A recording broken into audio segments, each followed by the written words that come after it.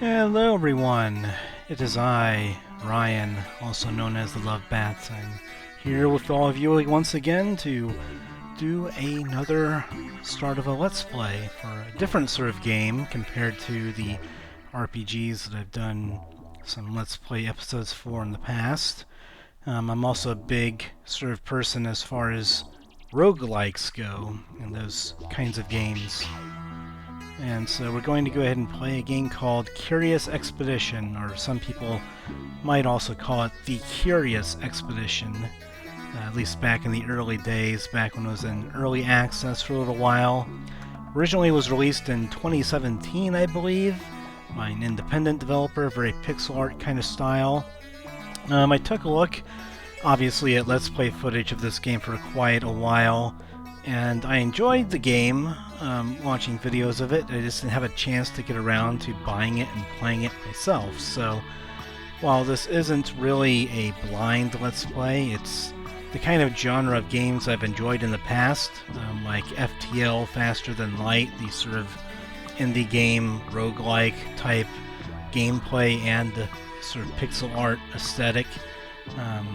For anyone that's not really familiar with roguelikes or the kind of gameplay, I mean, I assume that most people watching this video are pretty familiar with what a roguelike is like, but generally the idea is that you don't really save scum in a roguelike, and you have to really kind of, take calculated risks, and things can and will go wrong at some point. And so the point of the game is to kind of play through it a number of times and to try and hope for the best and kind of, brace yourself for the worst. So that's kind of what the gameplay is like. Curious Expedition is very interesting, though. I did look at some videos of the second game. Sadly, that second game, the aesthetic kind of doesn't really fit in with what I'm looking for, so I'm not sure if I'm ever going to be playing that. But the first game, however, seems to kind of fit in with the kinds of games that I want. And the very first kind of roguelike type game that I think ever existed, well, there probably were some that technically existed before it, but the one that kind of popularized the first roguelike mechanics of random generation and things like that might have been the first Diablo game back in 1996, I believe, was when that came out. And that was sort of an RPG format. And so that kind of set some of the building blocks for, roguelike type games and randomly generated games that we would see in the future. And there were, again, games before that which existed, which used that kind of thing already, as far as randomly generated things, roguelike mechanics, maybe some kind of hardcore mode where you only have one save slot, and if you die, you have to start the game over. But I think that Diablo was the first game that kind of made popular those kinds of mechanics in some ways. Alright, so we have, in Curious Expedition, there's different explorers, because the time period of the game is sort of like the sort of exploration type era. We're talking back in the old days of like the 1300s, 1400s, that kind of time period and on. There's a couple century time period where there are many kinds of explorers that were exploring the world and were discovering new things, new cultures, different continents, different, societies, what have you. And many different discoveries were made, different explorers doing different things. And just, in general, some of the people here are also just notable individuals that you can just, have a chance to play with. That's just the idea of the game as far as the aesthetic and where this game kind of takes place, I suppose. So I'm not too ultimately familiar with all of these heroes. I mean, Charles Darwin, I know that he's like the theory of evolution person, so very famous for that. But more than just the, aesthetics and it being based off of famous people with these, they also come with their different mechanical differences as well, such as starting equipment, starting sorts of NPCs or companions, or in some cases animal companions.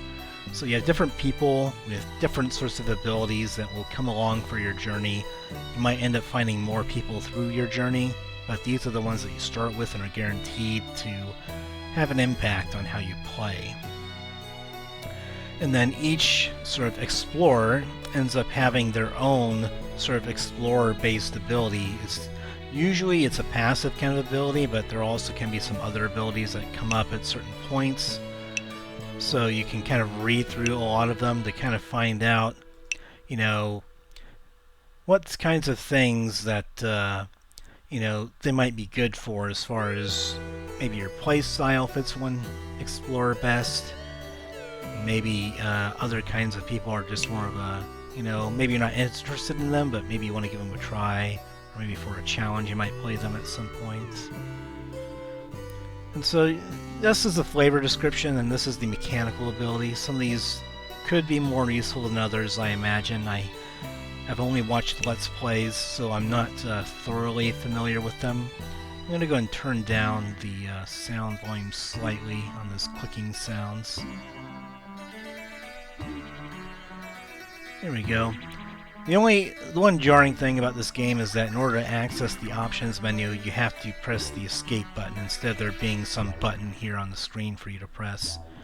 I don't know if that's like the button for it, but I'm not going to click and find out because it might take me to a web page. But yeah, I expected there to be an options menu somewhere around here, and you have to press escape to access it. So, but that's just a minor blemish on what is seems like a very interesting game. So let's see, we have some guys here that have some soldiers. So soldier type people I think are going to be very good for combat oriented things, and you have dice rolls that happen in game for various situations, in particular combat. So each of these companions will give you different dice that you can roll for different abilities and combinations of things that you can do.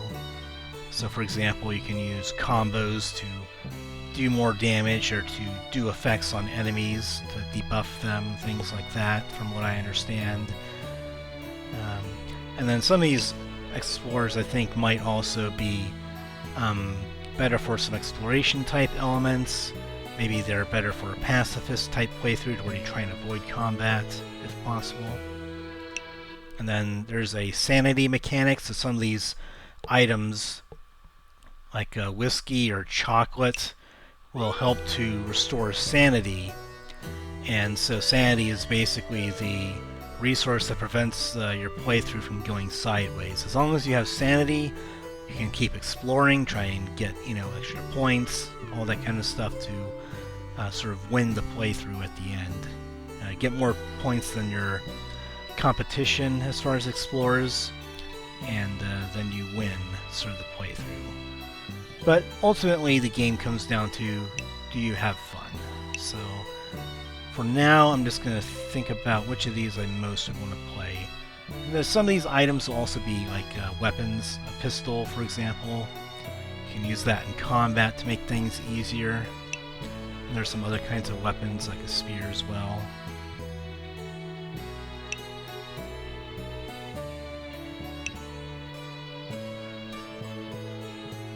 So we have a scout, a British soldier. So allowing someone to rest in native villages without standing costs means that you can restore sanity when resting in villages and when you're exploring. And usually if you rest in a village, you lose standing with them, which eventually, if you lose enough standing, then the natives of the places that you're exploring will end up sending people after you to try and kill you. So this is pretty decent. Might choose this guy, heroic adventure. I mean, I kind of like the idea of playing someone heroic anyway, and we get some interesting little items here. Rope is a good secondary item, torches as well. Whiskey is nice to restore sanity fairly well. The only downside is that one of your characters might become an alcoholic by pure chance. But other than that, it's pretty good. And we get a soldier here, which is obviously nice, and a scout, also nice. Let's go with Richard here. Welcome back to the Explorers Club, dear friend. Have you heard? Oh, geez, I didn't even have a chance to read that. Word is that you have a good chance of seeing your likeness on that statue. However, I'm afraid to tell you that you're not the only candidate. You and your rivals have 6 expeditions to prove who is the most famous explorer within our club. Now go, explore. Adventure awaits. Apologies for not having the chance to read all of that.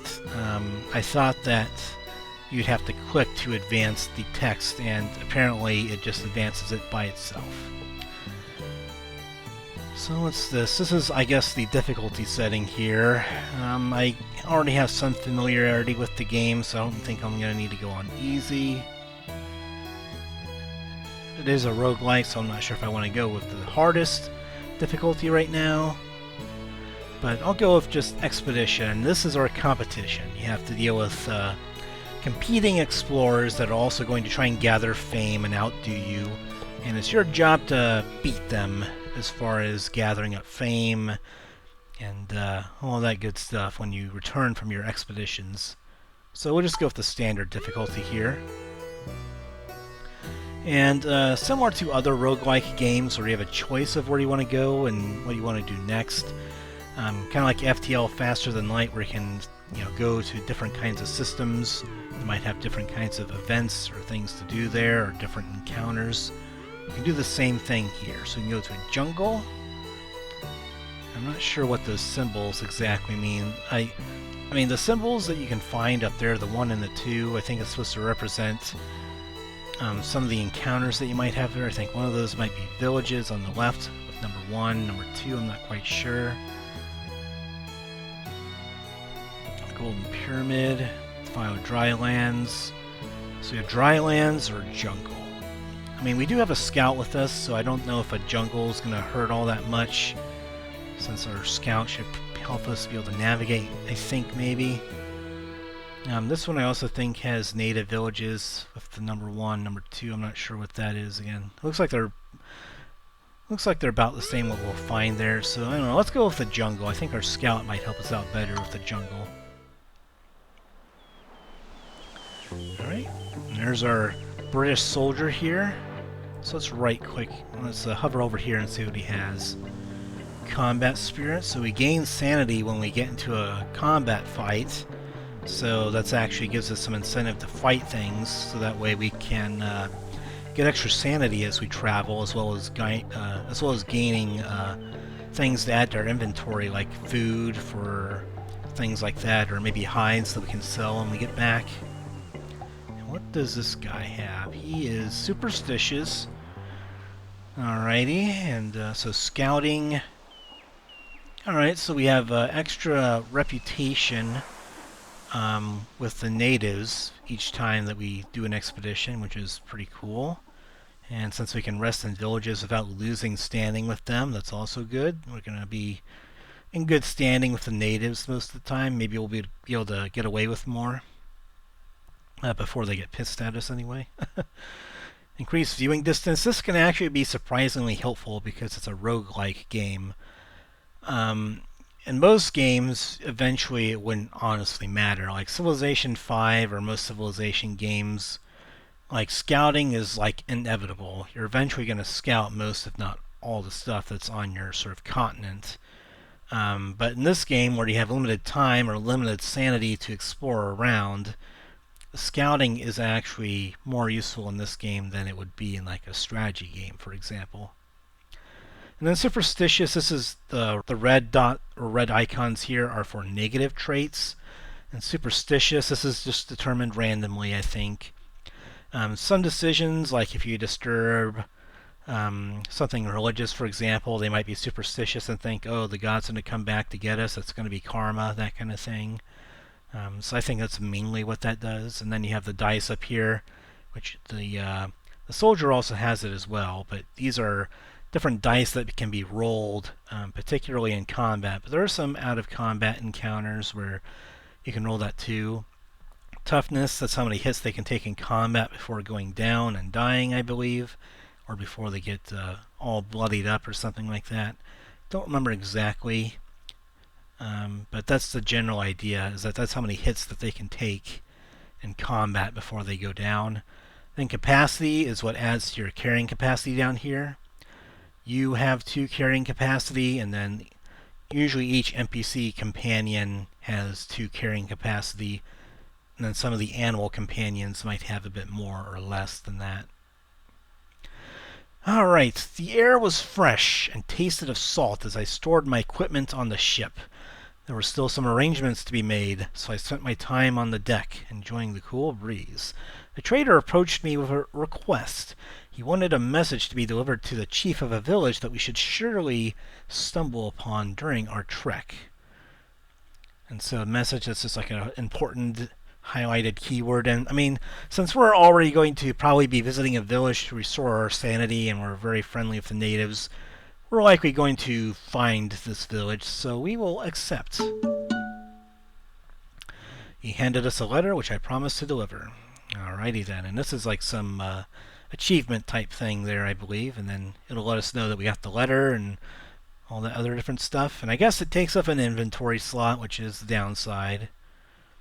I guess I don't know if it does, because we had 2 free inventory slots before, and this one took up 1 right here. So maybe it's just in there for free, which is actually kind of nice because I hate to lose an inventory slot for a letter. And so here's our ship. We are gallantly exploring the unknown, finding a spot to land. And generally, when you see the book come up over on here on the left, that means that there's usually some kind of encounter that's going on. I had heard enough sea shanties to fashion my own opera several times over, so I was relieved when one of the crew called "Land ahoy!" I knew this place held something special for us. Alright, and so you can put things in ship storage on certain expeditions for things maybe that you don't think that you'll need now, but maybe you might need later, or maybe you just want to make certain that you have enough inventory to gather up extra loot and goodies. And then you can refill our water. Alright, so we'll just, I guess we can refill some water since I mean, I don't know if this is actually fresh water, but our party probably just figures it out. Maybe we just boil it or some other thing, I don't know.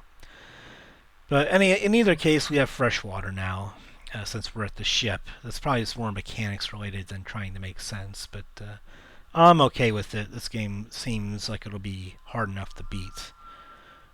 So yeah, we have ship storage here. We can put our inventory items in there, but we don't want to do that for now because I think we're going to need all of these. And we want to get into combat, so we're probably going to use our spears a bit more because our British soldier here will give us extra sanity for doing combat. Alright, so thankfully the location of that village is marked on our map. I don't know how. I guess to scroll you have to use the arrow keys here. Wish I could scroll with the mouse. I wonder if I can change that actually. I don't know if I can scroll with the mouse here. Well, that's unfortunate. I was hoping to be able to scroll with the mouse, but I guess I cannot. Maybe I have to right click? Oh, I right click. Okay, so to easily scroll the map, instead of using the arrow keys, you just hold right click and you do this. Okay.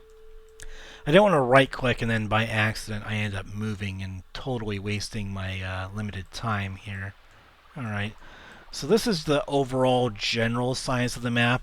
We're not going to be able to explore it all, obviously, nor are we going to be able to go over in this direction. This is like randomly generated type stuff, so. But you can see that even if our visibility is limited, we can usually see mountains because they're going to be like over top, elevated position. It's going to be easy to see them. And then we have some special things like magnetic mountain face sculpture. I'm not sure if there's like certain events that go there. But grasslands, I'm not sure what's there, if anything. Alright, and then that number there I think is the sanity cost that it'll take us to travel to that square. So let's see what we get here.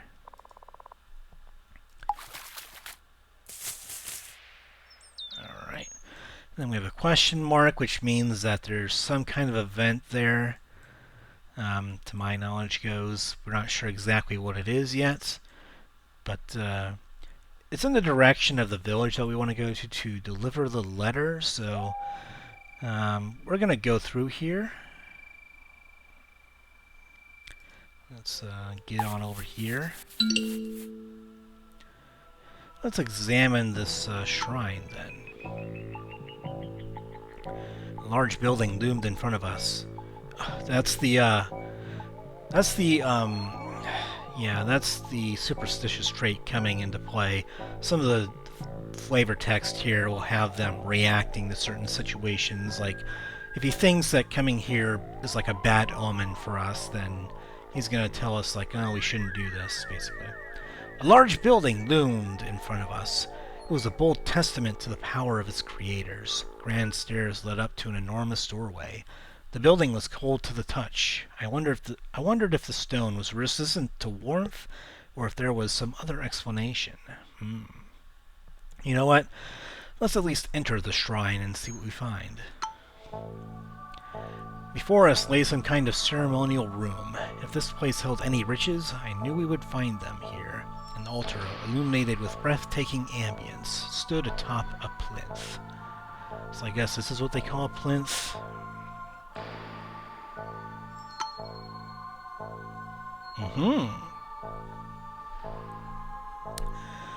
Alrighty then. Well,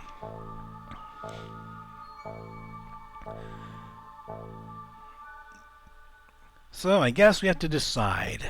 I mean, we don't need the spears, and we can get rid of some of the water here.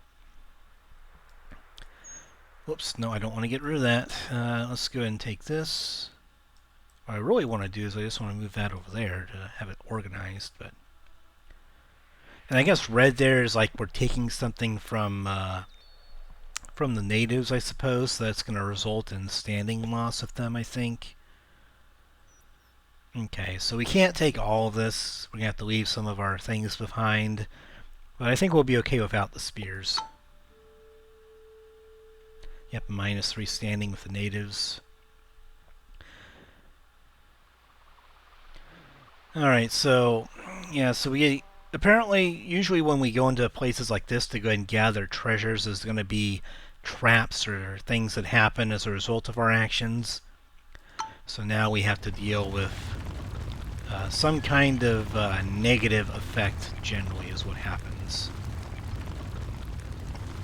And then we're going to go around this, because trying to go through things like forest or jungle is going to usually result in us being slowed down quite a bit. Okay, well.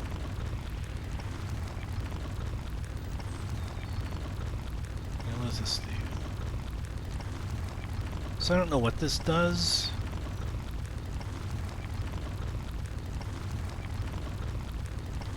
I guess I'm not exactly sure what the water does or how you use it. Maybe there's certain events that you can use it. At first I thought maybe it was to restore sanity of some kind.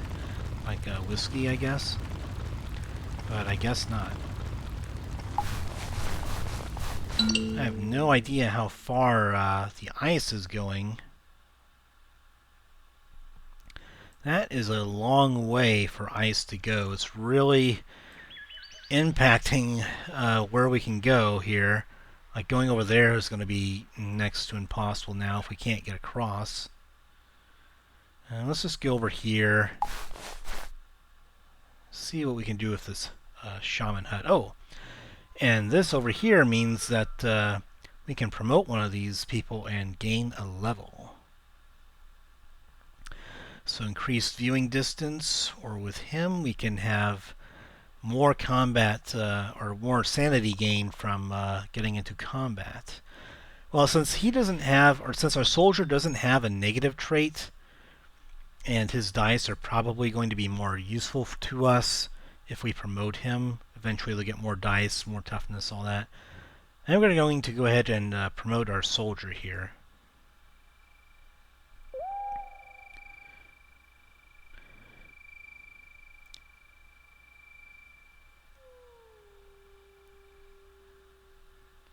So yeah, we have to we have loyalty sorts of points and stuff here, and I guess represents how this character feels. All right, so yeah, you also have loyalty here, which is how loyal they are to you and if they are likely to leave your party or not. And as time goes along, you can do things to where you can level them up, basically. Let's enter this shaman hut. We entered an unusual-looking hut. The place smelled of old, dank wood, with all types of dried herbs and other peculiar things hanging from the walls. A native shaman approached us with an absent stare as he chewed on some leaves. This is the shaman. I guess it's like, for the sake of argument, if you were to ever have a shaman in the party, these are the dice they would have and all the other things. So, very interesting. It's nice you can hover over even people that you interact with. I don't know, I guess we can ask for cleansing and see what it does. We can also trade maybe our water with him. Let's see what this does. So he's going to offer his services, but he wants some trade up front, I guess. Okay, so let's see if we can trade water here. Can we? It does not have any trade value. What about rope? Sure, we can get rope.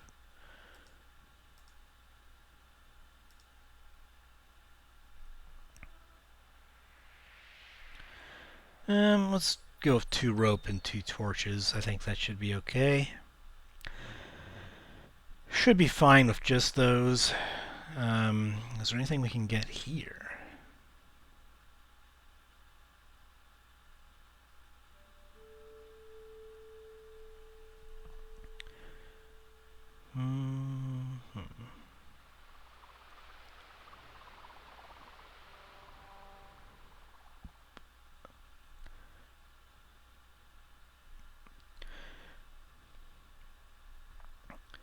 So I guess for some of these tome page of fertile lands and these tomes, I guess these tomes have random sorts of effects based on their description. So I guess if you want to turn something into grassland, you can use this tome. If you want to make a waterfall or fresh water area, you could use that. If you want to make some hills, you could use that one. And then if you want to make it dry lands, you could use that, I guess. I wonder if we can get a horn flute here and trade torch. I think we want to take those back with us instead of trading them, but I'll trade a torch for a horn flute. I think a horn flute is something we can take back with us and gain some fame or gain some more funds than a torch would cost us. 1 torch probably will be fine.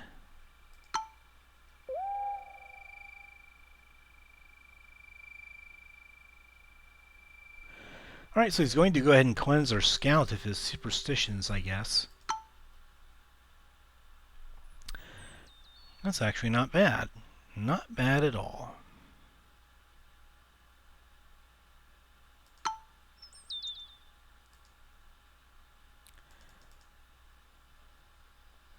So I guess we'll just go ahead and toss the water. Don't know if we're actually going to need it or not. We're getting pretty close to the village here that we need to go to deliver the letter. So I think, do we need to go north or not? Let's get down here and see what's going on by the time we get there. So see, you have a butterfly down there, which I think gives you some increased sanity, and then the red thing over there means that there's enemies that you can fight, and which is hyenas in this chance, or in this instance. So a fight would be good because our British soldier will give us extra sanity, and we have him promoted, so he will give us a lot of combat sanity, basically. So let's... I think that means a 20% break chance of some kind from all that. We're just going to go ahead and risk it, I guess. Risk it for the biscuit. Then we'll go into the village.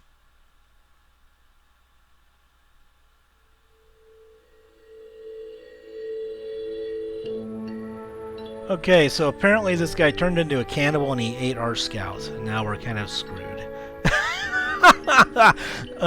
So yeah, when you lose your sanity, we probably should have just used some whiskey there to restore our sanity. So now we're overburdened. Things are going to shit. Maybe we'll be able to find...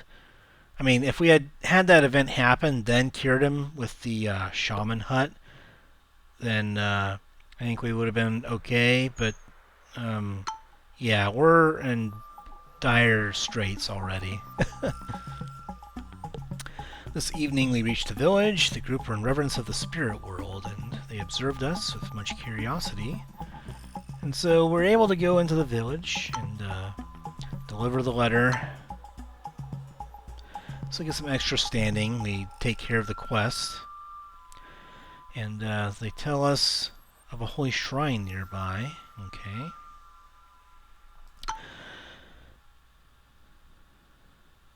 They didn't trust us enough to join our trek. Okay, well.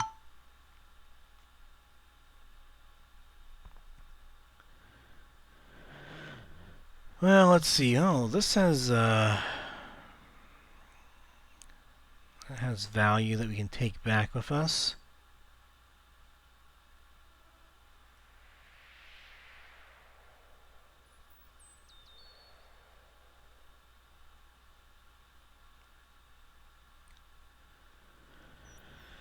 Alright, so how much, what do you want for the jewels? Let's see, since we need to take care of some of our inventory space, we'll get the jewels, and we'll sell off some of that stuff there. And let's rest in the village so that way we don't eat each other. At least so this guy doesn't start eating everybody with his cannibalism. Men tend to have one wife in European culture. We tend to be monogamous, my good man.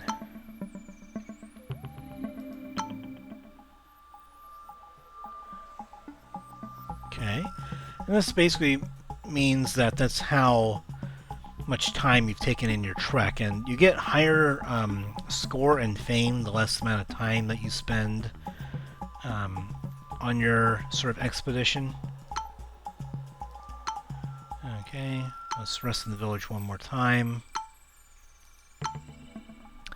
We just want to get some extra sanity here, and I don't think we'll rest anymore. And since we don't have to worry about losing standing with them... Okay, well, I guess... Well, I guess we can just go ahead and consume some whiskey here to get some sanity. And then,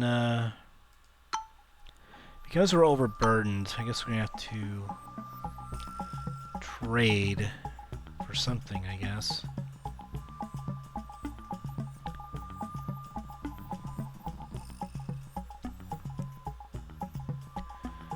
I guess we'll just trade our rope and our whiskey. Maybe for the elephant tusk?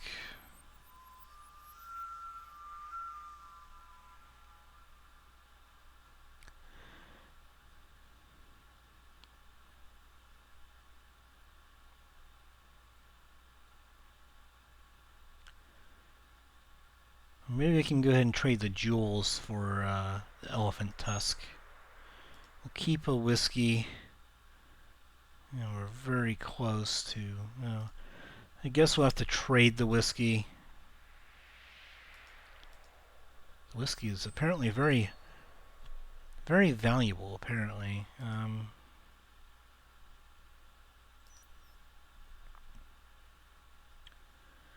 I'm going to have to trade one of these things, so I guess I'll just take the jewels and we'll get the elephant here. Elephant tusk is going to be 60 funds when we get back from our expedition, so that'll help us buy more stuff. So I might as well just get that, leave, and be on our way. Alright, so things are not looking so good. I took a gamble. It didn't pay off. Should have just drank some whiskey to restore sanity before getting into the village, but we shall do what we can. Alright. I think it's butterflies might also be some kind of collectible in game as well. Let's go here to the statue and see what we find. Okay, what do we find over here then? Oh, well, things that will stack with what we have are quite nice. It'll probably anger some people, but at least we don't have to deal with anything trying to kill us just yet. So the natives are more pissed at us, but at the very least we don't have a big ice cold storm trying to set upon us. And our scouting distance is limited because we lost our scouts, but we can see there's something over there. A magnetic mountain over there.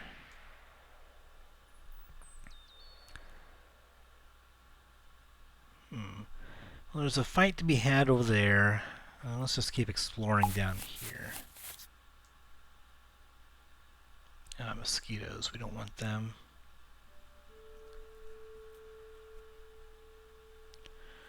Let's go over here and see what we find. That's this little spot right there.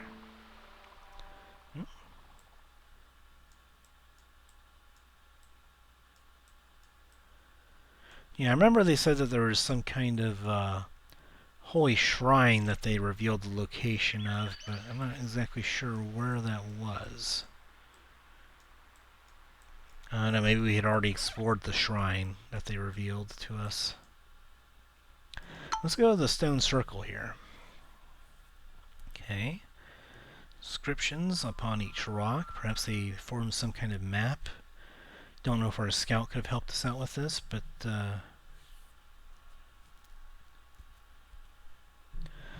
let's reveal ruins. I guess we've already found maybe the only settlement that's here, so let's reveal some ruins.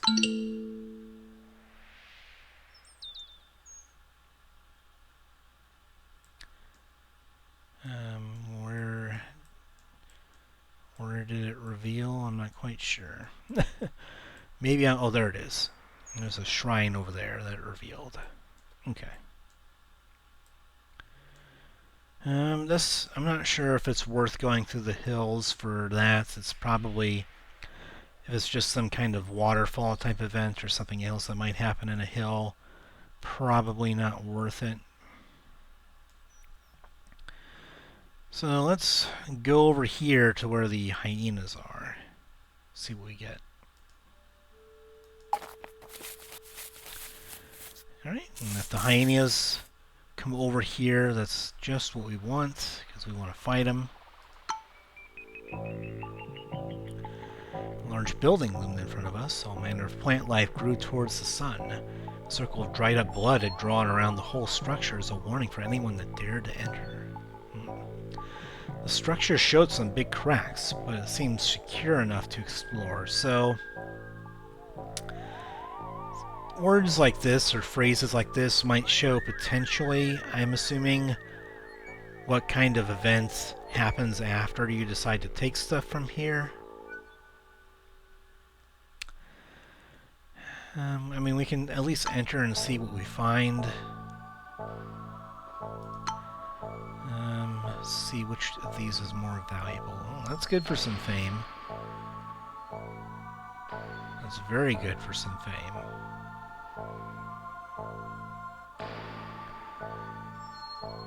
So the jewels would be better for money than this, but this is much better for fame. We have two of those for funds. We have these for fame. Which do we want to take it over? Do we want fame or money?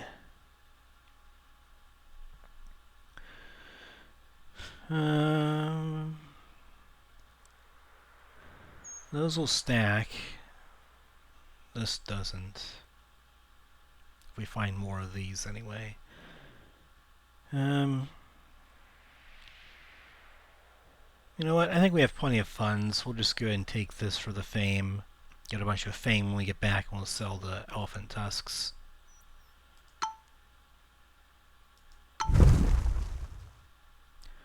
Now we have a bunch of mountains, which honestly could cause us some problems this early in the game. Not really liking our chances here, being able to find the golden pyramid and get out. If the golden pyramid's up there, I think we're just kind of screwed here. But we'll see what we can find. See if we can fight these hyenas here. Attack!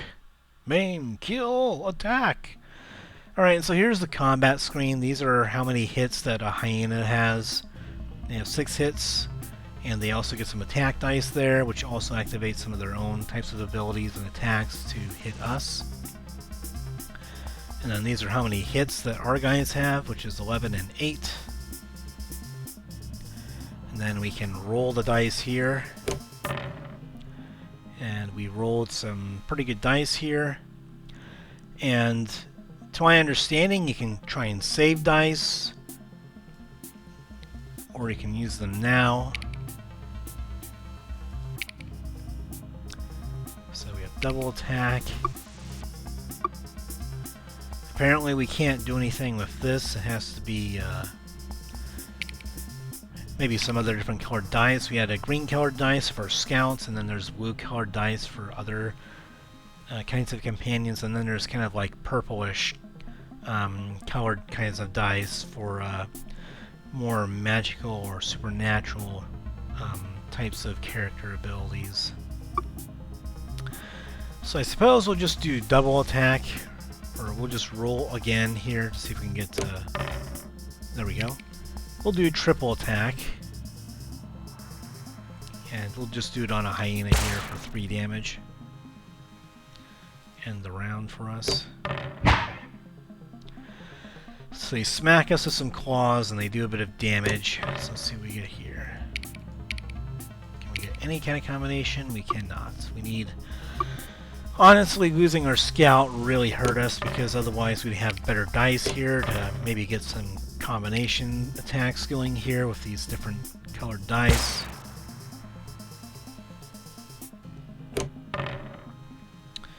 Alright, we were fortunate enough that they didn't get any good dice there. Let's see if we can get the sword dice here. We cannot. Alright.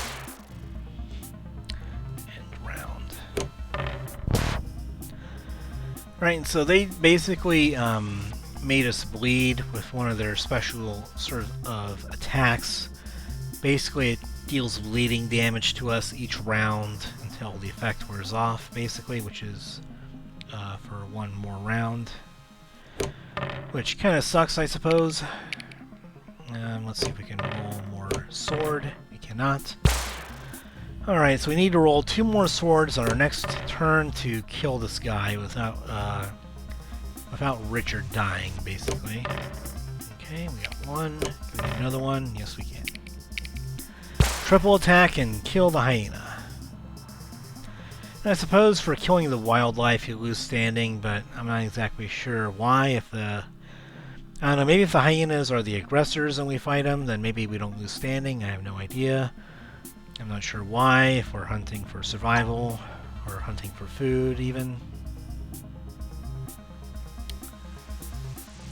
So, if you can cook them, which might come with certain kinds of companions, or maybe a certain kind of explorer, then you can cook raw meat, then consume it to restore sanity, or you can trade it if it's just raw meat. You can also stack hyena pelts and trade those for good value to get things like these. Same with an animal tooth, you can also just return them for extra money. Since we don't need any of these things and our inventory is kind of already full, we're just going to skip out on that and just deal with the sanity gain from the combat. So, injuries basically mean that if you can't sort of deal with the ailment, then there's the risk of getting infected, basically, with your wounds, and then eventually you just die. So that can certainly be a problem if you can't end combat quickly, which in that case we weren't able to because we only have 2 guys here with the same colored dice. Usually there's some form of damage reduction with certain kinds of dice, and if we had access to that, then we wouldn't have taken as much damage as we did. Not really sure where to go because we have mountains blocking this way because of that shrine that we went to. Let's see where we can go this way, I guess. This is the only real place left to go. We have to find the Golden Pyramid to be able to win this scenario. We want to try and go around the mosquitoes here if possible.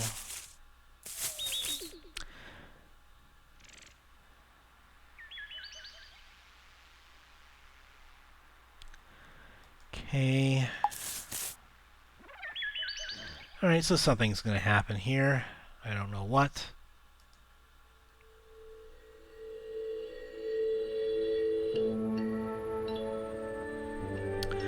So our soldier now has an infected wound. Okay, well.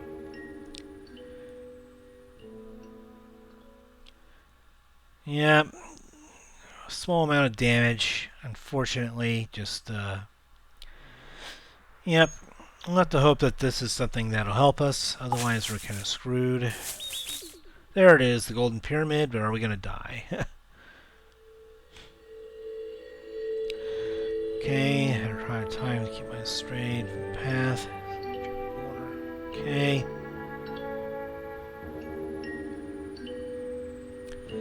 Okay, so apparently this guy is just caught beneath the tree, so we have to try and we have 3 dice to try and lift the tree up with brute force to save our soldier here.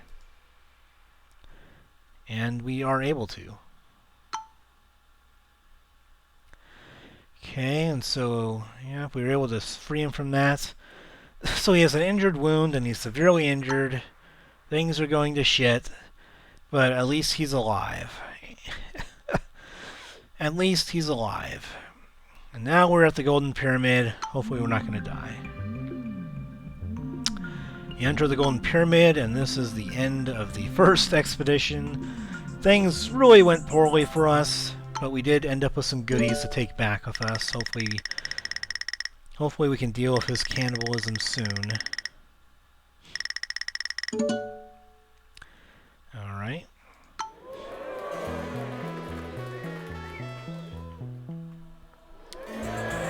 Alright, and then each time you complete an expedition, you get a choice of 1 perk here. There is 1 explorer that I know of that will give you a selection of up to 5 perks as their sort of explorer bonus. But every other explorer, I believe, has access to just 3 choices. So, reduced movement costs in deserts. I guess that will be useful only if we can choose to explore desert areas that have perhaps greater rewards. Charismatic, recruit up to 2 units per expedition. That might be helpful for us since we just lost one of our guys and we couldn't replace them.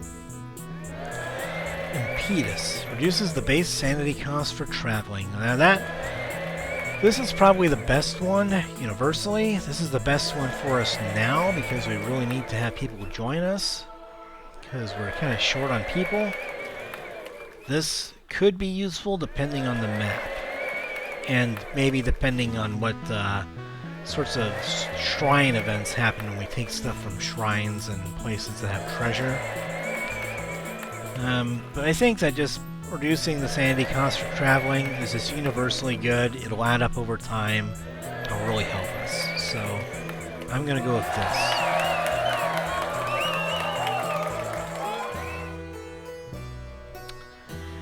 Alright, and these are the other explorers that we're competing against. Tesla is in first place. Rasputin is in third place. We're in second place. With just the base fame that we got for completing the expedition. Then we have Marie Curie in 4th place, and then HP Lovecraft in last place. But this doesn't include the stuff that we can give away for fame. These things you can choose to either gift it for fame or to sell it for money. You can also alternatively keep something if you really want to for later. But usually it's better to just gift or sell. So for this, we need to sell the elephant tusks for money. And these we are going to give away for fame. It goes to a museum, just like Indiana Jones would want. And now we are just ahead in 1st place. We are going to extend our lead by gifting some more things for the good old museum. Yeah, so since this doesn't consume weight capacity, we'll just hold on to our butterfly collection. Maybe we'll get some more butterflies. But now we have some funds to work with. Between adventures, we can buy some more gear. The Arctic, don't know if I want to go there. Seems like it'll be pretty perilous. Wahomey Desert, so I guess the reduced desert costs would have been useful for this one. But the thing that we already took is going to be good for any exploration, so it's not bad either, obviously.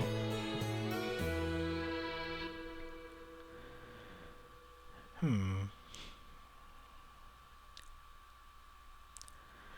don't know which one is more likely to have natives. I guess maybe Curious Arctic might have some.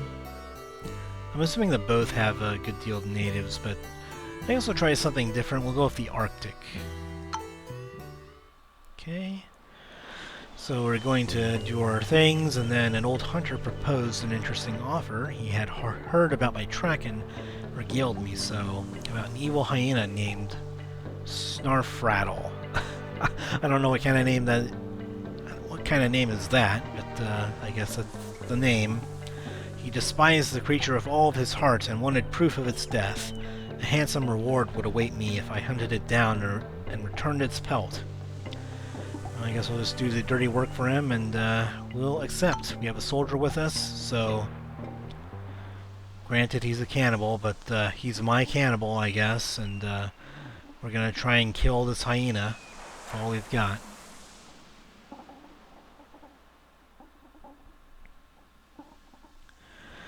Alright, and then this is another thing that we get between expeditions, is that you can get to choose to add people to your party, essentially, to your sort of exploration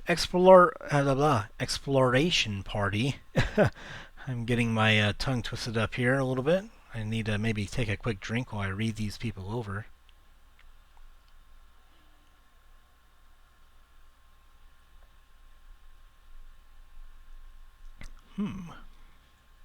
Interesting. So, you know, someone who will make things a bit easier for us as far as bartering. But I think we'll be okay without that for now. And you also notice that he has his own red colored dice, and we already have that in abundance, so I think we're going to want someone else for the combat dice. Brother Oliver, the missionary, who is sexist. Damn sexist. But we do have only men in the party right now, so that's not going to come up right now. It might come up later. Spiritual solidarity allows for rest for free in missions. Okay. And increased max sanity, which can be quite good. And then he has different sort of different dice that can be used for combat. Only one carry capacity. That's one downside. Along with being a sexist, he doesn't improve our carry capacity that much, but I mean, it's something. And then we have a journalist. What does he do? Increases the gained fame for each expedition. Okay. More carry capacity and some blue colored dice here, and he's going to be very loyal to us. So it's interesting. I think we're going to go with this guy just because sanity is going to be very helpful. Sexist, thankfully, isn't going to affect us. At least it shouldn't for a long while. Since we only have men in the party right now. And the green dice will be nice for the combat situations. So let's have him come along with us. Okay, so let's go ahead and use our funds are up here. This is, I think, our total fame up to this point. I think we're in first place. This is the expedition that we're on, so we're at the second expedition of 6. And that's our money. Alright, so chocolate, always quite good. First aid could be very useful. Dynamites for blowing up mountains could also be useful.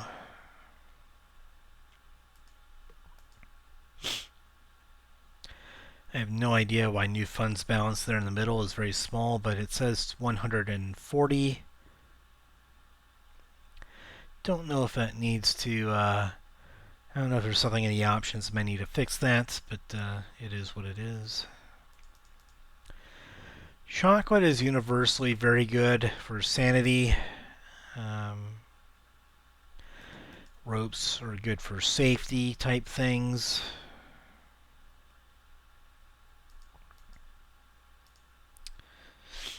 And then maybe we'll go with one first aid kit. And if we need to offload it later, we can always trade it away. Well, I guess since we have different combat dice, maybe we can go without it. And try and get away without it.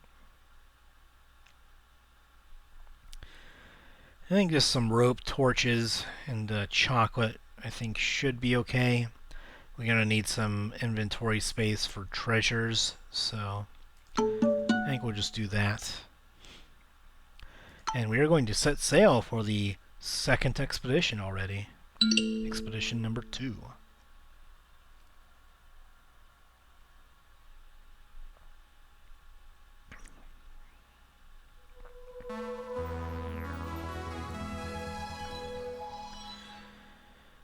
Alright, let's fill up our water. Again, I don't know what water actually does. I might have to look it up to see what the mechanical effect is of it. I don't know, I guess, like, I thought you could trade it maybe, but when we were in the village earlier, you couldn't even trade it for any value, so I don't know if it's only for, like, certain events, or if you use it for cooking or something like that, but we will just make do. So deep snow will slow our travel like a forest or a jungle would. And we'll just go across the frozen plains here. So as you can see, our sanity isn't really dropping by as much as it used to because of the fact that we have our impetus ability. So reduced sanity costs just for moving around is just universally very good. And higher max sanity with our sort of spiritual leader missionary is helpful as well.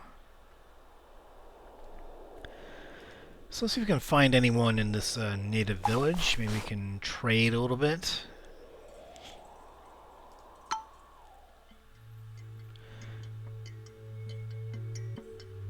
We encountered a self-proclaimed Beastmaster who apparently has some mysteriously covered crates. They observed us with intrigue, and we have our fairly decent standing. I assumed that we would have fairly decent standing with them because of our dude here. Usually we have a better standing with the natives with him. I don't know, I think that might have been the scout that we had earlier that gave us better standing. Yeah, so losing the scout, we lost a bit of, we lose a bit of standing when we lost our scout.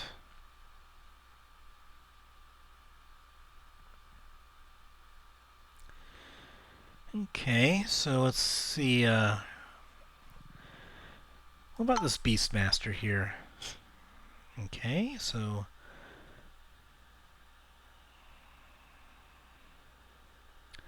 So I guess you can trade little fangs here. I think this might be like wolf fangs, hyena fangs, or something like that. And if you have enough fangs or something, you can trade them for an animal companion here, I think. Might be something to consider later on if we can find enough stuff.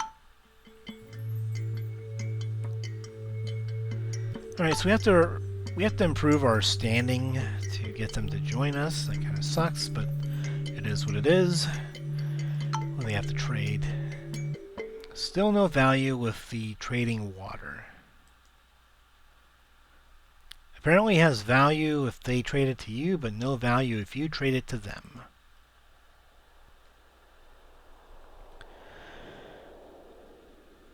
Oh, so we can get these animal tooths here.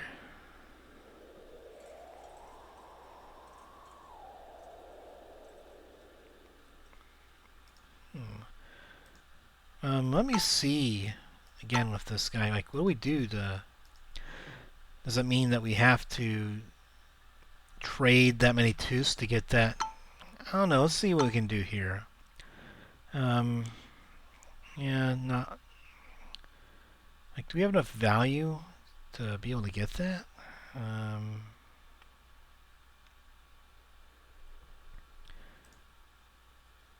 Okay, so that's like 100 value for that. So let's trade our rope. We trade our... even trading all of our chocolate doesn't get us there. Huh.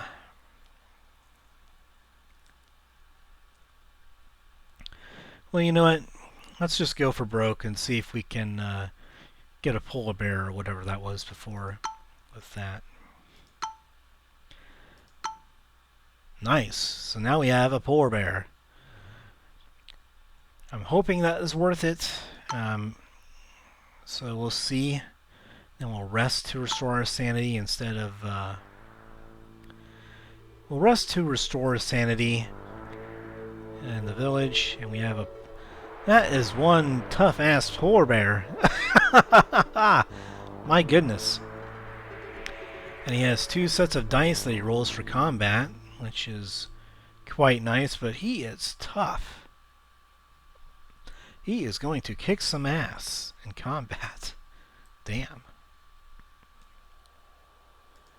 No, not over there. I guess it does that. Alright, so an elderly couple asked me to settle an argument for them. They wanted to know whether men and women were deemed equal. I mean, there are mechanical implications to this, and there's also which one do you just think you most want to say. I think that Richard, being honorable, would be like, oh, they're equal. We have a sexist, sexist missionary in here, but Richard would be like, oh, both are equal.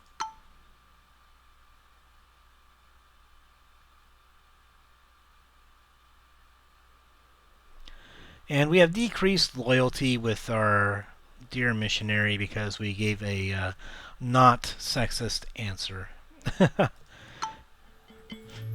But we get increased sanity here. And I guess we don't really need to recruit anyone because now we have a polar bear. So I guess what happens if you mount them?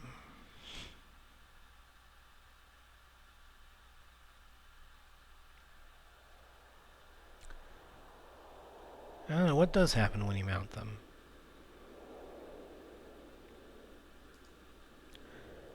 Like, I don't know, does it decrease your traveling costs of some kind? Let me check here. I'm not quite sure. I don't know, there might be some things that can go on in combat maybe from being mounted on them. I'm not quite certain of that. Alright, so this guy is not very loyal to us, so I don't know if I want to promote him. But continuing to promote our soldier here might be a very good choice to get more sanity from combat, which we'll be very good at with our polar bear now. So let's promote him. Maybe we'll deal with his cannibalism at some point. No, he's very tough. He has more dice to include, which is very nice. Dice are very nice. So what else do we want to do here? I guess we'll just go over here and see what's over on this event. This question mark that we have here. Looks like we have a cave.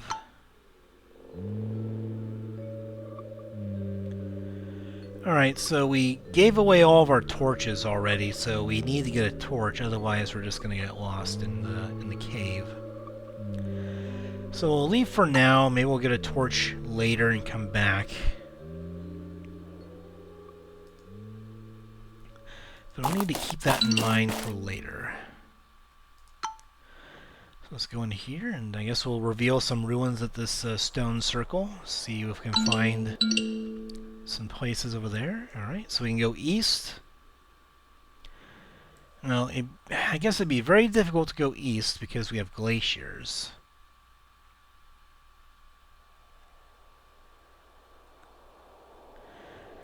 There might be an opening over there to go east. There's a polar station over there. We still need to find Snarfrattle. I have no idea where Snarfrattle is, but I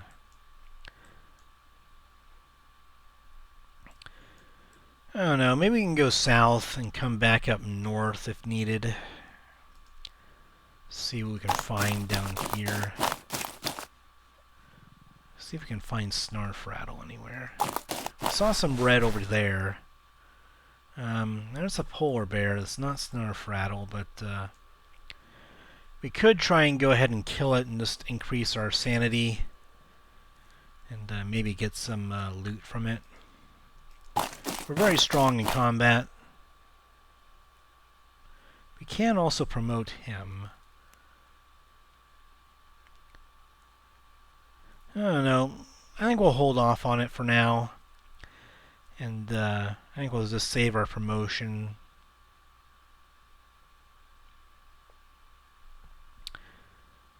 Arctic Wolf, so no Snarfrattle down here.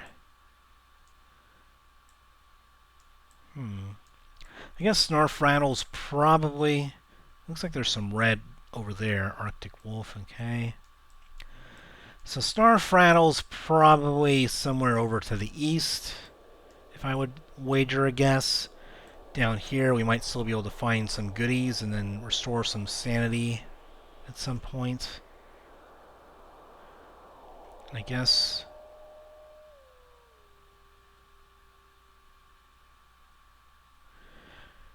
Yeah, I guess this guy allows us to rest for free in missions, so I don't know if you can rest without doing anything. So yeah, I'm not sure exactly if you can rest just by yourself or if you have to do it just in a village. Not sure. Maybe this guy's just like an alternative if you don't have someone like Richard to allow you to rest for free. Alright, let's just attack the polar bear already. I've done enough talking. We want some fighting here. We have our own polar bear and we are mounted on our lovely polar bear. So I guess being mounted makes it harder to hit you with attacks because we're on our polar bear, so it has to attack the polar bear. So let's roll all these dice and see what kinds of combinations that we can come up with. Evade. So as you can see, you have different combinations of abilities that you can do here. Evade gives you extra damage reduction with your shield ability here, or shielding trait feature, whatever. Riposte, offensive and defensive, with doing damage and getting damage reduction. Fierce Claws. See if we can get any combinations with the claws here.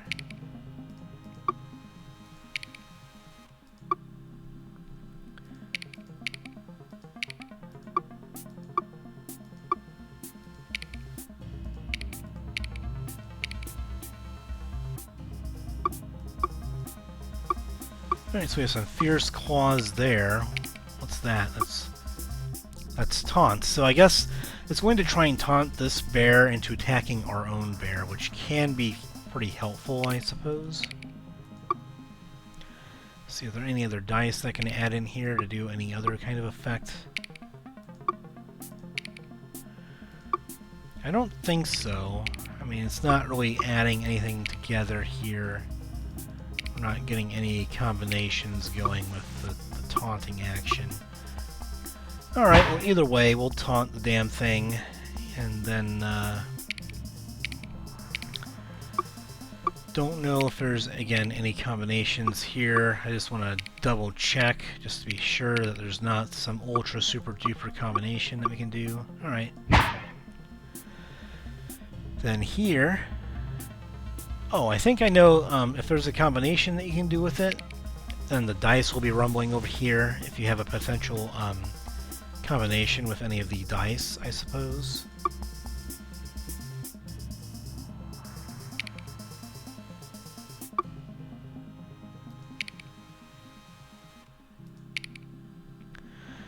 So I guess we have defensive maneuver there. What do we have with...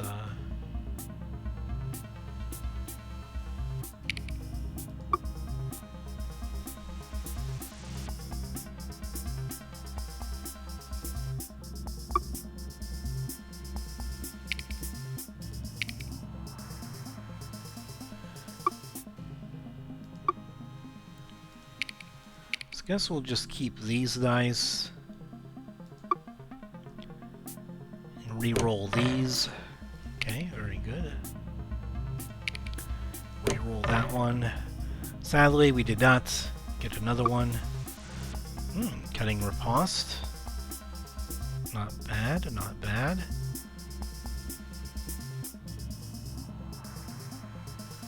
But I think it... I guess it doesn't really make any difference. We'll just do cutting riposte then on that. And do an attack. So we're able to take it down all the way to half health.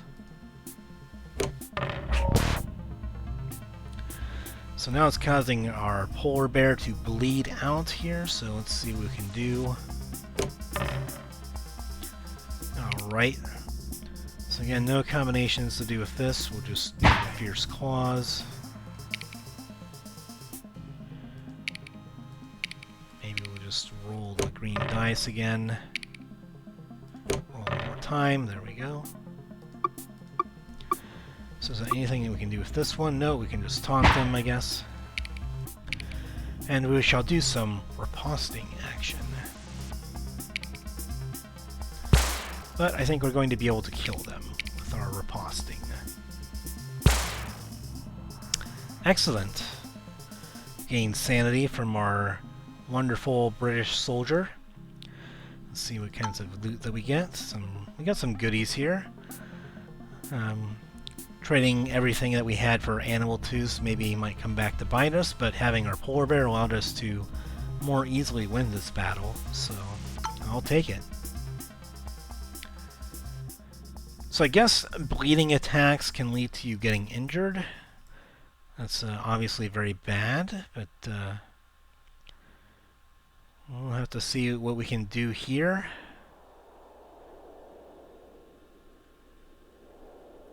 I think maybe we'll go and try and fight here first. What's this? Another stone circle. Very nice. Alright, well, let's attack him. We're in pretty good shape here to just keep on fighting with our party here. So it looks like we have two of them.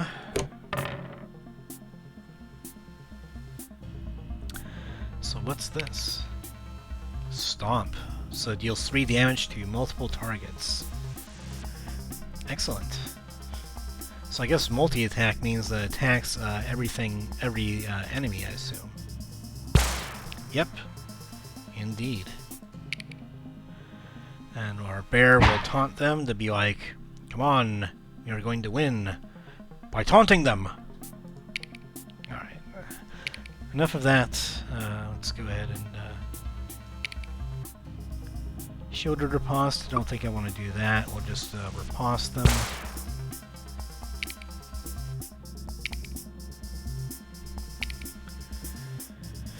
Do we want to try and kill one? I think that we do. We'll save this dice.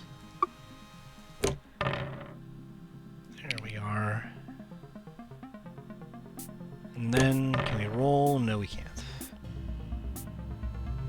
Alright, so we shall riposte. This one over there. And then we shall end the round to see what's coming our way. So riposte allowed at least our polar bear to absorb the blows a bit easier. But obviously they still did a good bit of damage. Still bleeding to that one. And then we're going to riposte this one. Make sure that one's dead. Save that dice. Reroll here. And then we're going to just win. Take that one out, and we've defeated the wolves. And we shall have these stack of things that we already have. Now, as you can see, the toughness doesn't go up right away. You kind of have to, you know, travel a bit to restore some of the health passively, and their health will kind of steadily go back up. But of course, since they were bleeding during that fight, they have to deal with the possibility of infection, which sucks. Especially since we don't have like a med kit or anything. I wonder if we're going to be able to cross over here. Hopefully we can.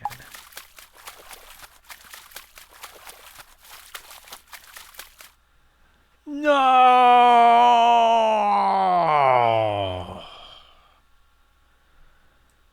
Oh. And I guess I learned that as you cross these packs of ice, they end up receding after you travel far enough. I'm just glad that we aren't trapped here, otherwise the game would basically be over. So I guess we're just going to have to grin and bear with it. Maybe we'll be able to get back to the village over there and restore some sanity, I suppose.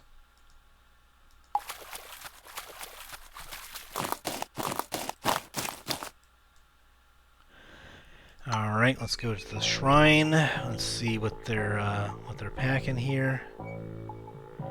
I guess these belts or these pelts don't stack because they're different kinds of belts. Okay. Alright, so rushing water. So apparently there's gonna be I'm assuming that the ground's gonna try and turn into a bunch of water beneath us or something. And of course, we're going to go ahead and take things from this altar here. So I don't know what we're doing with the water. We'll just get rid of that. And then we'll take these things for treasures. Both of those seem quite nice for treasures. We lose standing, so when we get back to the village, they're not going to like us quite as much, but as long as it doesn't get too low, they won't attack us yet. And now we need to get the hell out of here because this place is going to blow. Which way, though? We have to choose left or right, and we aren't going to be able to go back, essentially. We can go this way and fight for sanity, hopefully. We can go back this way to try and get to the village, maybe trade a little bit. Then we can go back around, maybe. You know what, since I've already been this direction, and I'm not sure if I'm going to be in good standing with the natives anymore, they might try and be hostile towards us. We are just going to go this way. Hopefully, there's Snarfrattle. Well, I'm glad I picked this way, because now I can at least complete this, this quest. Sadly, I can't cook this meat. I guess I may as well just promote him, even though the loyalty is low. I'm not doing anything else with it, and I can't promote him again for a while. So let's just go and promote him, give ourselves max sanity, which, oh, that's kind of nice. That's actually going to kind of save us here by getting that sanity.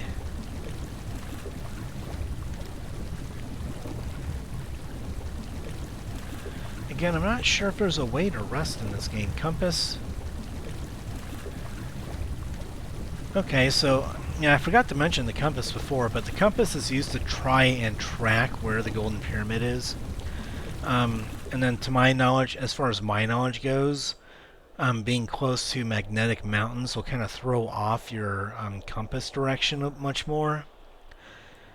So it kind of, magnetic mountains can have an effect on, I believe, your compass accuracy or things like that. Okay. So apparently it's going to be in the eastern portion over here. But yeah, we have just enough sanity to get over here and fight Snarfrattle. So let's get over there and let's fight him. Right, our polar bear should be okay here. I think we should be able to survive this. We got a polar bear on our side, got a strong soldier on our side, and we've got God on our side, our missionary. Alrighty then, let's see. We might need some more defense this time around, so we'll keep one of those dice. That seems like a good dice to chomp at the bit. Alright, another defensive dice here is quite good, I think. There we are. Alright, so we got a lot of dice that we want here, I believe. Fangs. We definitely want to hit Snarfrattle with that because he's the strongest, and we want more bleeding damage over time on him. And then we want to taunt them into going after our polar bear. And then we want to help our polar bear tank a little bit by evading. We shall evade, and then we shall do a cutting riposte. Now, the question is, who do we want to hit with this? But I think we still want to hit Snarfrattle and take them down as soon as possible, because they have so many dice. So let's just do that. See how much punishment we can withstand.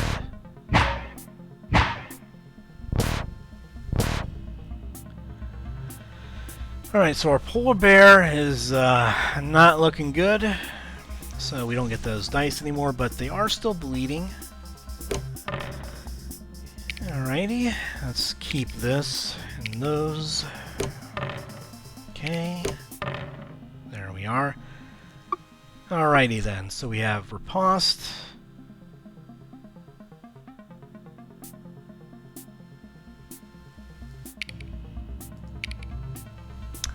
Deadly riposte. Oh, let's... Mechanically, not that much different from just two ripostes, but it's there, I suppose.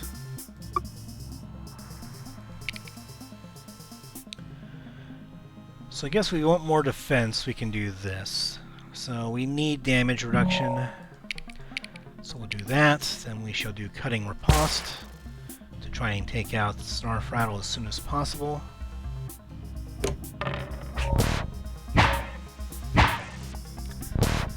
Alright, so our guys have taken a bit of abuse here, but we're still looking okay. Our missionary is probably going to go down from the bleeding next round, but I think we'll be okay. Okay, let's see what we can do here. I think we definitely want to go ahead and just roll one more time. We want the swords for sure. Alright, so we don't get the swords, but we do get, possibly,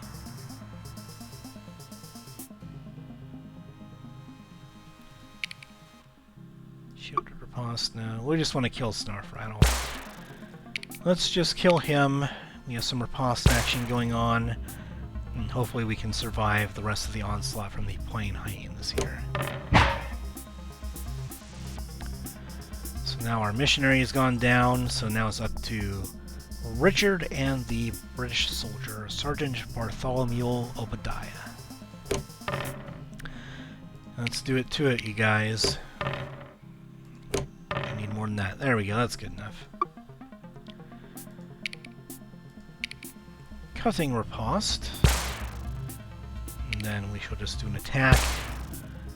See if we can take care of these hyenas here.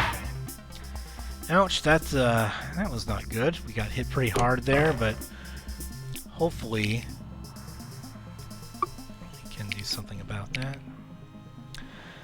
Well, we have a kick for 3 damage. I think we're going to go ahead and target them with a kick. Keep that die. Come on. Well, shit. I was hoping I would get another sword there, but apparently not.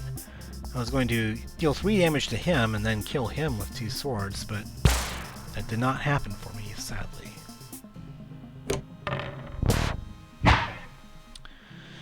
Alright, well, things are not looking good here, but we will kill one of them. Alright. Alright, we have to roll 2 swords here if we want to win the battle and not die. Oh, thank God for that. Alright, so we were able to take care of the hyenas, but we are massively injured. Snarfrattle must die. Okay, so we got his pelt. We're kind of over-encumbered here, obviously. So we're going to have to decide what we want to take with us. Raw meat, we don't need. Don't know if we're really going to need raw meat, so we'll just get rid of those. We want that for the quest, for the mission thing. Hyena pelts aren't as valuable, so we're going to go ahead and offload the hyena pelts. You can return these for a good deal of funds when we get back, so I want to keep the animal tools. And as you can see, everyone's very injured. They survived, but they are very injured. So it was quite an epic battle, but we barely survived. That's a glacier. That's a glacier. I don't know if we're going to be able to get through there. Yeah, I don't know if we're going to be able to get through there, because those look like a bunch of glaciers that we have to go through. So let's go over this way. It's fine. Okay, so we have plateau. So I guess if you had climbing gear, you might be able to more easily traverse that. But since we don't, I think it's going to be a bit difficult on us. And obviously if your animal companion is down and out, you're not going to be able to mount them, I don't think, if they don't have any toughness left over. Sadly, we're not going to be able to get into a fight to try and get sanity back, but we may not need it because the Golden Pyramid's right there. I don't think we're going to chance it by trying to do anything else here, so we're going to hopefully not have anyone die here or have anything terrible happen. And something terrible is going to happen. So we lost the missionary because our cannibal, or not our cannibal, I guess. This time it wasn't the cannibalism that did us in. So I guess our guy just froze to death, I guess.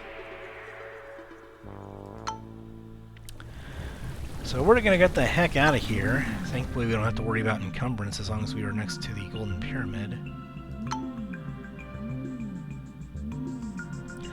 So So we lost our missionary, but at least we didn't lose our guy that we've invested quite a few points into as far as leveling him up. So, and we didn't lose our polar bear, which is very, like, saved our butts in combat. So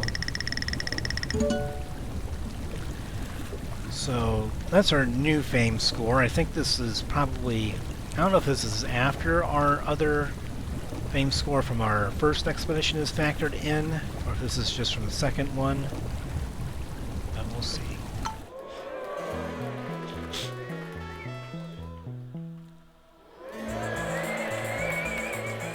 Desert Explorer once again. This will be useful if we want to explore deserts. Gain 2 additional inventory slots. I quite like that one because, I mean, getting treasures and stuff is a big part of going and getting more fame. Reduced move cost when crossing hills. I mean, that might be helpful, but you're usually better off trying to avoid hills if at all possible, so I'm not sure how helpful that really is. It's more of a, if things go to shit, this makes it less shittier, at least from my knowledge goes, but we'll see. But yeah, I think this one is also pretty easy, like the last one, reduce sanity costs while traveling and just increase inventory space. Just universally very, very good in this kind of game, because it's based around a lot of exploring and then finding treasures to bring back and get more fame with and win the game with. So, and it has more inventory slots for sanity boosting items as well. They can keep it longer.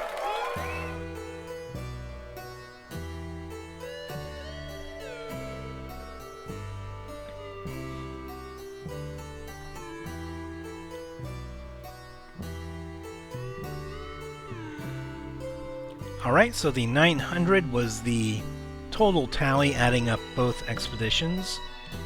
So the end score there is like what your current total fame is, not just the fame that you gained on the expedition. So I guess I probably should have added up the numbers there and it would be easy to figure that out.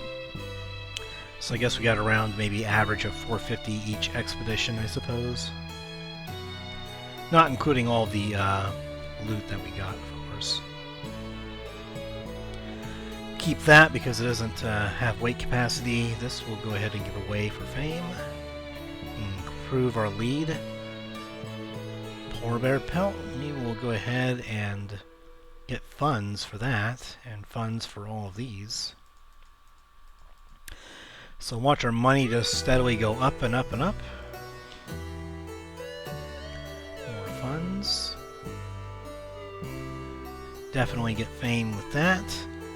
And we definitely want to keep the pelt of Starfrattle for completing the quest.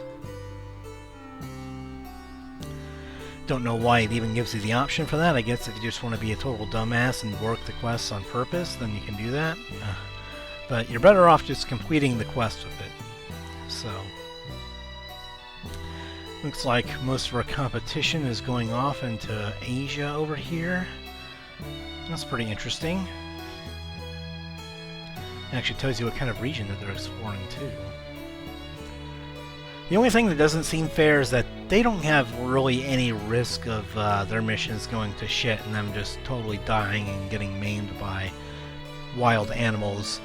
It would be more interesting, I don't know if there's maybe a mod that adds it in, I'm not quite sure, but it would be interesting if there was a chance to where things go so poorly for one of your competition that they just end up dying and they aren't able to continue, just like you. Like, you know, maybe there's a random chance that one of the bottom feeders just ends up dropping out entirely because they just ended up not being able to make it back. I don't know. So we have more choices here. We have 3 now. We have Africa Desert. Some dry lands over here in the Atlantic. And some more dry lands in South America. Not exactly sure if I want to go through desert. Drylands just kind of sounds better, and we like any place that's likely to have fights and animals and things like that, as well as villages that we can rest at. Let's go for South America here. Alright, we've taken care of the kill Snarfrattle, and we are going to return the pelt. So, yep, the hunter approached me, so we're going to hand over the pelt to the hunter that wanted it. Okay, and let's see what reward we get. Handed over Snarfrattle's pelt. The hunter nodded quietly, and I saw a faint sign of sadness. Why is he sad? We got him the damn pelt. I mean, I don't know, it's kind of weird that the guy was sad that we did exactly what he asked us to do when we returned with the proof of the deed. Maybe he was someone that wanted to kill Snarfrattle himself. I have no idea. But, yeah, that's kind of weird. So, a scientist told me this morning with a request. He approached us with a request. He told us about a mysterious box that was buried somewhere where we were traveling to. Alright, so this is risky because we have no idea where we're going to find this mysterious box or if we can even find it. And it's buried, so I'm assuming, I don't know if we need like a shovel to dig up a mysterious box or if it's like an encounter that we can find it in. I don't really think that we need a reward for it. I'm not sure if we're going to really have time to find it. Combat-based bonus missions or stuff are maybe better for things where we need to go to a village. But if you accept a mission and then you don't follow through with it, I think you get penalized, at least as if I remember correctly or if I'm assuming correctly. So we're not going to do that. Yeah, well, it's less about getting your hands dirty and more about we just don't know if we're going to even come across this mysterious box. So let's see, we have a sailor here who is superstitious, it looks like. Yep. So a sailor with some good carrying capacity. That's quite nice, actually. We have a cook.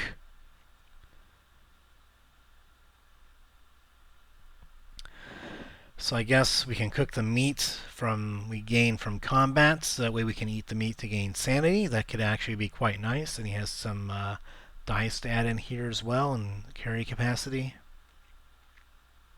And no negative traits is quite nice. Then we have a Badunin. I'm not sure what the Badunin is. Desert guide. Okay, so for desert type areas, this is very useful.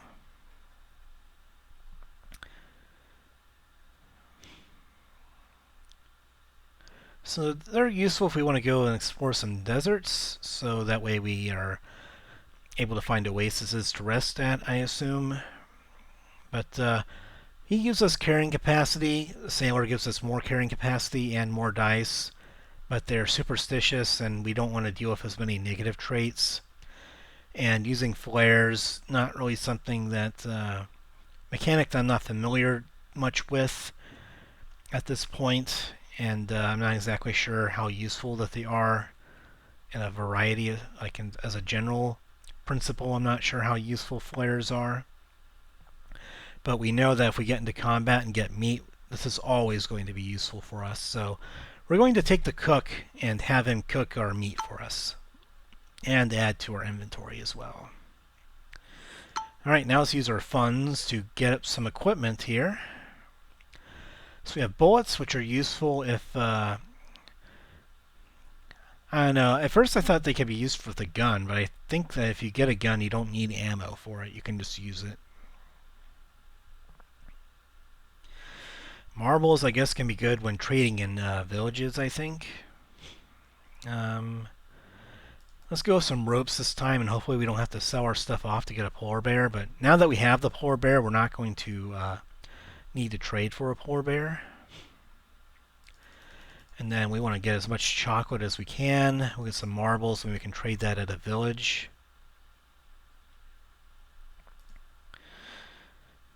And then we'll get one first aid kit in case someone gets injured and infected. Maybe two might be good. We're a combat heavy party, so having some first aid kits to work with will be good.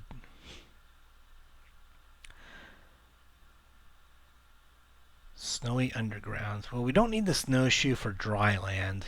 It would have been pretty helpful last exploration mission. For our last expedition, the snowshoes would have been helpful. I guess I might have had to look over those a bit more. Don't know if we need climbing gear for dry lands. Machetes, I don't know if there's going to be a lot of jungle here or not. I think we'll just go with these. Hopefully we don't need to sell any of this stuff off this time, except for the marbles if we go to a village. And we shall set sail, and this will probably be a good stopping point for my first episode of this Let's Play. We've gotten through the first 2 expeditions here. We're going to start on the 3rd expedition with the next episode.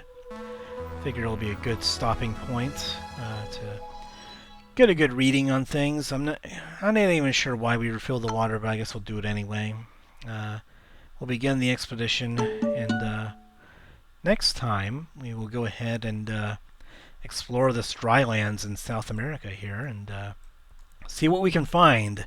Hopefully our chef will come in great handy for us, as we'll get cooking meat, gain sanity, and hopefully be very useful for us if we get into fights with wild animals. We've got our trusty soldier here, which unfortunately is a cannibal. Maybe our chef will be able to cook enough meat to sate his hunger to make sure he doesn't eat anybody. And then we have our trusty polar bear that we were able to trade for from a beastmaster in our previous expedition. And going forward, I think we'll have him mounted as our nice burly steed. And so yeah, that will be hopefully very fun. And I think things will be very fun hopefully for this playthrough, despite the very poor start where we nearly died on 2 occasions. Things went very poorly at first, but we were able to make it through. But anyway, I hope that you've all enjoyed this opening Let's Play episode for this playthrough. My very first time actually playing this game, not just watching others play it. So hope you've all enjoyed it. Of course, feel free to comment, leave any kind of feedback, and maybe clear up anything with the game mechanics that maybe I'm not privy to or that I just don't remember very well. Anyway, I hope you all enjoyed it, and I'll see you guys next time with our 3rd expedition with Richard Francis Burton. You all take care and have a great day.